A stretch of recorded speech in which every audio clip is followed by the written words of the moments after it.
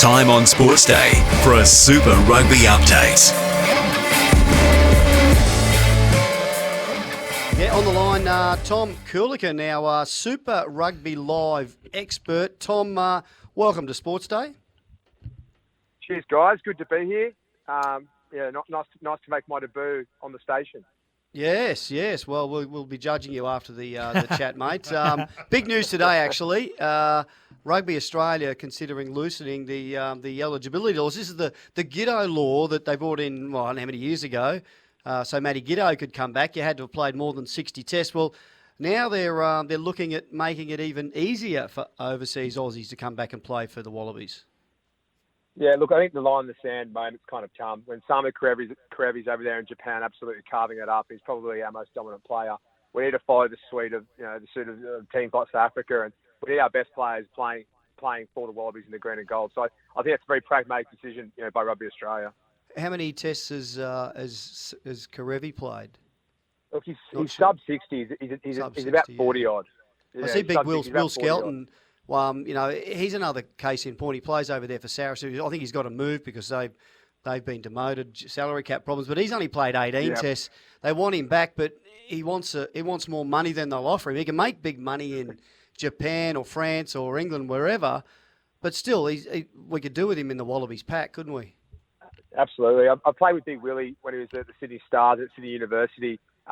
He has lost a ton of weight over there, playing for Saracens. I think he's away from mummy's cooking, and he just looks like an absolute. He looks like an absolute beast. He comes off the bench with about 30 to go. His numbers are insane. His involvements are insane. I think the Wallabies could do with him that big forward player to dent the line and get us some go forward. Yeah. So we could be much better and much more competitive, as you said. South Africa, who won the World Cup last year, if we could bring a bunch of these players back regularly. Yeah, look, surely that's the goal, right? It's all about the performance of the Wallabies, and that's how we assess how rugby's doing in Australia. And likewise, South Africa made that pragmatic decision to widen their talent pool. And look, particularly with the exchange rate in South Africa, it's not quite as bad with the Australian dollar versus the pound, although it's getting worse. Look, if we want to be competitive, we've got to have a pragmatic approach, and we've got to bring these players back to those important games.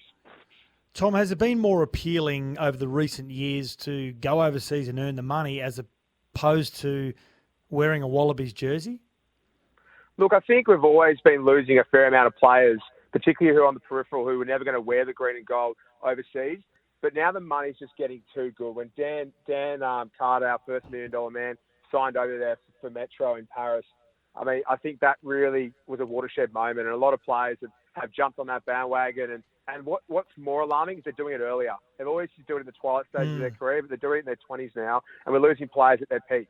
Sean McMahon, Samu Kerevi, Will Skelton. Could you imagine those players playing the Wallabies? Because we certainly need them. When you talk about the South African players and bringing them back into the Test match, where are a lot of those players? If they're not playing in the Super Rugby, where are they mainly basing themselves? In France? Yeah, it's a mixture. You've got Faf de Klerk playing over in the UK. Dwayne Vandermeer is in France. There's a couple over in Japan. Look, Esbeth has signed with Toulon. They're across a broad sort of range of teams and competitions. But look, since the surface changes over in the UK Premiership, in the Guinness Premiership over there, the quality of rugby's improved, light years, and that's why we're seeing England doing so much better, and that's where South African players are going. Now, of course, the Waratahs had a win last week. Now, can you describe to the listeners what is being described as a player-led win? Well, I think you can tell when they've copped a spray before the game. And look, I don't want to look too much into this win. The South African team, the Lions, who are based in Johannesburg, they were still asleep. I think at the start of the game, they're probably still on South African time. The Waratahs jumped to a 19-0 lead, which was bull out of the gates, absolutely fantastic.